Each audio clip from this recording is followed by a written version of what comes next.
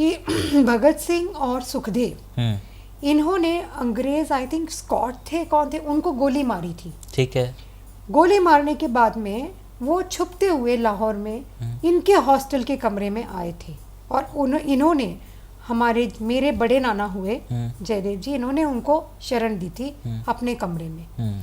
और ये चीज हॉस्टल था, चूंकि छुपा के तो रखा था, हर तरह के लोग थे, तो भनक तो लोगों को पड़ी गई थी कि ये उनके साथ में मिले हैं और उनकी मदद करते हैं, उनके साथी हैं। तो कहीं ना कहीं वो चीज़ इनके शायद रास्ते में हटाने का कारण, बहुत बड़ा कारण वही थी एक्चुअली, बहुत बड़ा क्या वही। तो इसका मतलब ये उसी टाइम पे ये शख्स पॉइंट हो गया था कि इसको तो हटाना ही है, क्योंकि अंग्रेजों को ये डर था ना कि भगत सिंह तो चले गए, अब ये पता नहीं कि उनके जो सपोर्टर्स हैं उनमें वो ये चिंगारी किस हद तक सुलगा के गए हैं और ये कितनी बड़ी आग का रूप लेगी, ये वो अंग्रेज भी नहीं भांप पा रहे थे।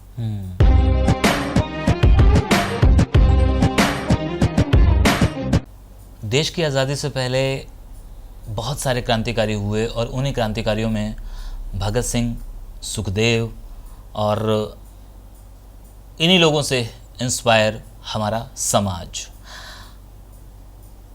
उनके साथ कितने लोगों ने वक्त गुजारा होगा, हज़ारों, सैकड़ों, लाखों, जिनके वो आइडल रहे। और उन्हीं में से इस परिवार के वो बुज़ुर्ग भी जो आज इस दुनिया फ़ानी में नहीं है, लेकिन अपनी घर की चार दीवारी में उन क्रांतिकारियों के साथ बिताए हुए उन किस्सों को अक्सर अपने बच्चों को सुनाते रहे। और आज डिजिटल दौर में ये बच्चे चाह रहे थे कि किसी तरह उस किस्से को आप लोगों तक पहुंचाया जाए। फाइनली क्या है वो किस्सा, आप बताएं। वो किस्सा ये है जी, पहले मैं अपने बारे में आपको कुछ बताता हूँ। जी प्लीज़। मल्लिका और मैं भाई बहन है और मेरी फर्स्ट कज़िन है। मेरा नाम विनोद है अरोरा। हम लोग बेसिकली कोटदू के रहने वाले हैं, मेरा परिवार। मेरे दादाजी डॉक्टर थे और मेरे दादाजी के पिता यानी मेरे ग्रेट ग्रैंडफादर वो आर्य समाज के बहुत बड़े प्रचारक और उपदेशक थे और उन्हें पंडित की पदवी दी गई थी उनकी नॉलेज की वजह से। जी। पंडित लेखराम जी उनका नाम था। पंडित लेखराम जी के दो बेटे, बड़े बेटे जयदेव जी और छोटे डॉक्टर बलदेव कुमार जी। डॉक्टर बलदेव जी मेरे ग्रैंडफादर थे और जयदेव जी मेरे ग्रैंडफादर के बड़े भाई थे। हमारे परिवार में हमारे बुजुर्गों ने हमें ये बताया कि जयदेव जी डीएवी कॉलेज लाहौर में पढ़ा करते थे और हॉस्टल में रहते थे। ठीक है। वहाँ पे वो क्रांतिकारियों के संपर्क में आए जिनमें भगत सिंह मुख्य थे। ठीक है। और उस संपर्क में आने के बाद में वो जैसे एक स्लीपिंग सेल होता है उस तरह से वो उनके लिए काम करते थे। ठीक है। स्लीपिंग सेल से मेरा मतलब ये है कि जो पीठ पीछे चुपचाप क्रांतिकारियों की मदद करना, उनके लिए सद्भाव रखना और वो मेन मुख्य क्रांतिकारी अगर किसी मुसीबत में फंसने वाले हों तो उनका बचाव करना। जी। ये स्लीपिंग सेल के मुख्य काम होते थे। ठीक है जी। वो मेरे जो जयदेव जी मेरे ग्रैंडफादर ही हुए, मेरे दादा ही हुए, बड़े दादा। तो वो उन स्लीपिंग सेल के इस तरह से हिस्सा थे और हॉस्टल के रूम में रहते थे। तो वहाँ पे कई बार वो इन लोग क्रांतिकारियों की मदद करना, कभी उन्हें छुपाना, कभी उनको उनके लिए और व्यवस्थाएं करना, हर प्रकार की। मैं आपको एक चीज़ और इसमें बताना चाहूँगी, ऐड करना चाहूँगी कि जो भगत सिंह थे वो भी डीएवी कॉलेज लाहौर के ही छात्र थे। जी हाँ। और वो छात्रों को एकत्रित करके उनमें इस भावना को फैला रहे थे कि यदि हमें अंग्रेज़ों से आज़ादी चाहिए तो हमको एकजुट होकर सबको इसके लिए लड़ाई करनी पड़ेगी। और वो भगत सिंह से बहुत ज़्यादा प्रभावित थे। हाँ, इंस्पायर्ड तो वो थे और उन्हें बहुत पसंद भी किया करते थे। तो फिर आप बताएं, तो, जैसे आप हाँ, बताएं। फिर वो इसी प्रकार से वो मल्लिका उनकी मदद करते रहे और परिवार में भी ज़्यादा उन्होंने इस बारे में नहीं बताया। जी बिल्कुल। भनक तो लग जाती है परिवार वालों को, पर बच्चा हॉस्टल में रह रहा है। जयदेव जी का विवाह हुआ। सन मैं अच्छे से नहीं बता पाऊंगा जी जी एग्जैक्टली कि किस सन में हुआ, क्योंकि हमने तो उनको देखा ही नहीं। और विवाह के कुछ समय बाद ही वॉज न्यूली वेड, बिल्कुल नई शादी हुई थी। किसी ने उन्हें बाहर से आवाज़ दी, घर के बाहर से बुलाया और फिर वो वापस लौट के नहीं आए। मैं ये पूरा किस्सा डिटेल में बताऊं? हाँ, मतलब ये क्या था कि आवाज़ दी और वापस लौट के नहीं आए, मतलब वो उसके बाद से आए ही नहीं। आए ही हुआ नहीं। ये कि उनकी शादी हुई थी नई नई और उनकी पत्नी पहली दफ़े मायके गई हुई थी। ठीक है। और मायके में गई थी तो ये उनको लेने के लिए गए, जैसे कि रिवाज होता है कि बहू को लेने के लिए दामाद आता है।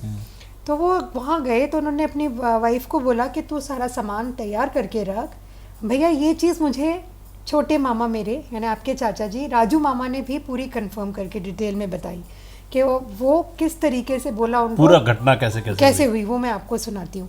तो वो उन्होंने कहा कि तू सामान तैयार करके रख और मैं तांगा लेकर के आता हूँ। ओके। ये तांगा लेने गए और उसके बाद कभी लौट कर नहीं आए और आज तक उनका कुछ पता नहीं चला कि वो कहाँ गए। पर जानकारों का ये कहना है कि उनको ब्रिटिश सरकार ने अगवा किया था या कुछ गद्दारों ने उनको टिप बुला दे के करके उनको उनके साथ गद्दारी रास्ते से हटा दिया। उनके साथ उनको रास्ते से। हालांकि हमारी दादी जयदेव जी की पत्नी जी उन्होंने दोबारा ना तो शादी करी और ना दोबारा वो किया, कुछ भी घर बसाने की भी सोची नहीं सोची। इसमें मैं आपको और आप बताएं। उन्होंने जीवन ऐसे पूरा उनके याद में ही समर्पित किया। मैं इसमें बताऊं आपको? जी, मैं ये सोच रहा था कि एक किस्सा जो आपने अधूरा छोड़ दिया कि हाँ वो लोग आया करते थे या ये हेल्प किया करते थे, वो वाला क्या किस्सा था कि जब वो लोग आए थे उन्हें चोट लगी हुई थी, उनकी हेल्प की थी, वो वाला किस्सा? हाँ जी, वो इस तरह से था कि भगत सिंह और सुखदेव इन्होंने अंग्रेज, आई थिंक स्कॉट थे, कौन थे, उनको गोली मारी थी। ठीक है। अगर आप ये हमारा वीडियो हमारे चैनल पर देख रहे हैं, केशू फिल्म्स पर देख रहे हैं, केशू फिल्म्स के फेसबुक पेज पर देख रहे हैं, तब तो ठीक, वरना आप हमारा वीडियो किसी चोरी के पेज पर देख रहे हैं, किसी चोरी के यूट्यूब चैनल पर देख रहे हैं, तो प्लीज़ हमारे चैनल का नाम है केशू फिल्म्स, केशू फिल्म्स 1947।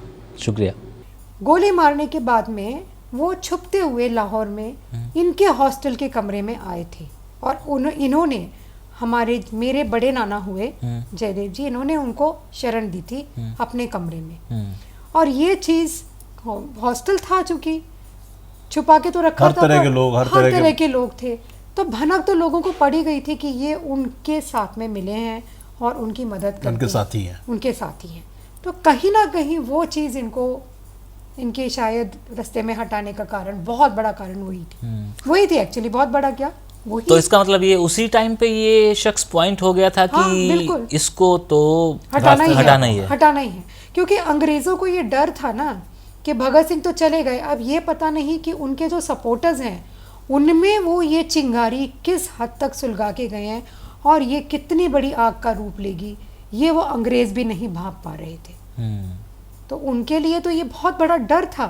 उनको तो अपने रास्ते से वो सारे कांटे हटा नहीं थे, जो भी उनको ज़रा भी डाउट के उसमें रहता। डाउट क्या, ये तो पूरे तरीके से नोन फैक्ट था कि वो मदद कर रहे थे, क्रांतिकारियों के साथ जुड़े हुए थे भगत सिंह की उस मुहिम के साथ। तो ये हुआ। अच्छा, इसमें हमारी जो बड़ी नानी थी जयदेव जी की पत्नी, अब मैं उनके बारे में आपको थोड़ा बताना चाहूँगी। जैसे कि भैया ने बताया कि उनके जो ससुर जी थे, माने जयदेव जी के जो पिताजी थे, वो आर्य समाज के प्रचारक थे, पंडित लेखराम जी। तो जब पंडित लेखराम जी थे वो इतने इतने फॉरवर्ड लुकिंग थे, बहुत प्रोग्रेसिव, बहुत आगे की सोच रखने वाले आर्य थे। समाज में वैसे भी हाँ, खुले विचार के लोग खुले होते विचार हैं के थे, सही बात, और actually। वेद को मानने वाले और उस तरह के लोग थे। तो वो गए, उन्होंने अपनी बहू से बोला कि देखो मैंने बहुत कोशिश की अपने बेटे को ढूंढने की, लेकिन उनको, अच्छा वो इनको ढूंढने के लिए आर्य समाज के प्रचारक बन के वहाँ ही नहीं, पंजाब में ही नहीं, पूरे इंडिया में घूमे, सब जगह उन्होंने धक्के खाए कि कैसे भी उनको पता चल जाए थोड़ी देर जरा में सा बात भी करता हूँ। कि वो कहाँ है या उनकी क्या स्थिति है, पर वो नहीं मालूम कर सके। अब उन्होंने अपनी बहू से बोला कि तुम्हारे ऊपर छोड़ता हूँ बच्चा, कि तुम्हें क्या करना है ज़िंदगी में आगे, पर मेरी सलाह ये है कि आप पढ़ाई करो। ओके। उनको बहुत इनकरेज किया पढ़ाई करने के लिए उस ज़माने में, और उनसे ये बोला कि तुम्हें मायके रहना है मायके रहो, ससुराल में मेरे घर में आके रहना है, दरवाजे हमेशा आपके लिए खुले हुए हैं। उन्हें पढ़ाया लिखाया और उनको ये भी कहा तुम्हें दूसरी शादी करनी है, मैं तुम्हारा बाप बन के तुम्हारा कन्यादान करूँगा, उनको ये भी ऑप्शन दिया था। तो उन्होंने कहा कि नहीं, ना तो मुझे शादी करनी है और मैं बहुत कंफर्टेबल हूँ अपने मायके में, मैं आगे रह के यहीं पढ़ाई करना चाहती हूँ, क्योंकि न्यूली मैरिड थी, पहले भी वहीं पढ़ाई कर रही थी। तो उन्होंने वहीं पर अपनी पढ़ाई को आगे जारी रखा, फिर अपने वो आगे मायके में। टीचर उसके बाद बनी वो स्कूल और में टीचर बनी। हाँ बिल्कुल सही। वो टीचर बनी और उसके बाद में वो हेडमिस्ट्रेस तक पहुंची। और वो इंडिया में आके उन्होंने जखोली गांव है, पानी, ये अपने दिल्ली के पास में, दिल्ली के पास है, पानीपत में है कहीं। हाँ जखोली उस तरफ का है। मैं गया हूँ बचपन में। अच्छा जी। When I was a kid, बहुत छोटा हूँ उस टाइम मैं गया हूँ। अच्छा। और वो बहुत प्यार करती जखौली थी। में अपनी दादी से मिला हूँ मिले मैं। हैं। अब मैं आपको एक किस्सा बताती हूँ, ये मेरी बहन, बड़ी बहन जो भोपाल में रहती हैं, उन्होंने मुझे बताया था इसी संदर्भ में जब हम बात कर रहे थे कि एक बार मेरे माता पिता ये लोग दिल्ली में जब काम कर रहे थे, तो मेरा भाई बहुत छोटा था, तो मेरी बहन तो नहीं थी साथ में, छोटे से भाई को लेकर के ये मम्मी मेरी जखौली गई उनसे मिलने, अपनी ताई से मिलने। माँ की तो ताई हुई वो, बहुत प्यार करती थी इन लोगों को, तो देख के फूली नहीं समाती थी। तो उन्होंने जब देखा भैया था, बहुत प्यार किया इसको, सुनील नाम है मेरे भाई का।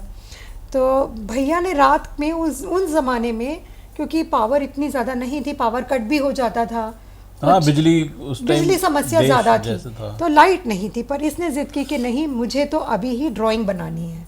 तो वो टीचर थी चूँकि, तो उन्होंने एक पेंसिल खोजी, एक पेपर दिया इसको, और भाई ने वहाँ पर और लालटेन जला के दी, तो उसी लालटेन की पिक्चर बनाई।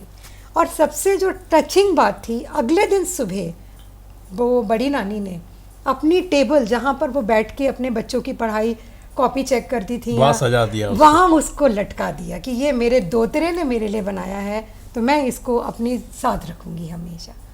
तो मतलब वो इतना उनका अटैचमेंट था अपने चंद दिनों के पति के परिवार के साथ। ये उस ज़माने की महिलाओं की, आप क्या उस ज़माने की महिलाएं भी थी, उनके संस्कार देखिए। और आप ये देखिए कि मेरे दादा के पिता यानी मेरे ग्रेट ग्रैंडफादर, वो इतने प्रोग्रेसिव विचार के थे कि अपने बेटे को ढूंढने के लिए उन्होंने अपना सब कुछ दांव पे लगाया, सब दांव पे लगाया, और साथ साथ आर्य समाज का प्रचार भी किया। हाँ जी। केवल ये नहीं किया उन्होंने कि मैं केवल वन साइडेडली केवल बेटे को ही ढूंढना है, जी जी, आर्य समाज का प्रचार भी करते रहे, हाँ, और उनको भी ढूंढते रहे, और उनको भी ढूंढते अच्छा रहे। भैया, शायद आपको नहीं पता, ये चीज़ मीरा ने बताई कि वो शायद इस घटना के होने से पहले कोई सरकारी नौकरी में थे, पर उन्होंने वो नौकरी छोड़ी, और छोड़ी हाँ। इसीलिए क्योंकि वो बोले कि मैं सरकार से जब पैसे ले रहा हूँ, तो मैं अपने बेटे को ढूंढने के लिए बार बार जाऊंगा, तो मैं कैसे छुट्टी ले पाऊंगा इतनी। तो उन्होंने उस चक्कर में नौकरी छोड़ी, प्रचारक का